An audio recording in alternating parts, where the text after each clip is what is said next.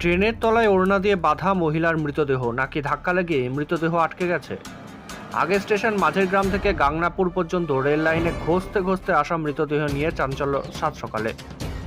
আজ সকালে 7:30টা নাগাদ বনগাঁ থেকে শান্তিপুরগামী ট্রেন গাংনাপুর প্ল্যাটফর্মে ঢোকার আগে যাত্রীরা লক্ষ্য করে ট্রেনের তলায় এক মহিলার মৃতদেহ ওড়না দিয়ে বাঁধা, অথবা ওড়নার সাথে বেঁধে রয়েছে এক মহিলার মৃতদেহ, যা সম্ভবত মাঝের গ্রাম স্টেশন থেকেই রেল লাইনের সাথে ঘষা খেতে খেতে এসে পৌঁছেছে, যা ঘিরে চাঞ্চল্য সাত সকালে।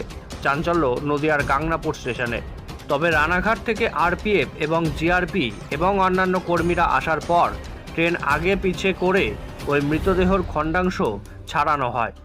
মৃতদেহ আপাতত রানাঘাট রেলওয়ে পুলিশ মর্গে রয়েছে। তবে ওই মহিলার পরিচয় এখনও পর্যন্ত জানা সম্ভব হয়নি।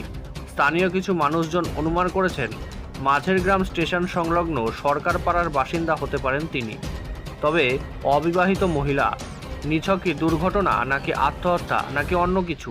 তবে মৃতদেহ ময়নাতদন্তের পর প্ল্যাটফর্মের সিসি ক্যামেরা এবং রেলের বিভাগীয় তদন্তের ফলে তা বলা যাবে।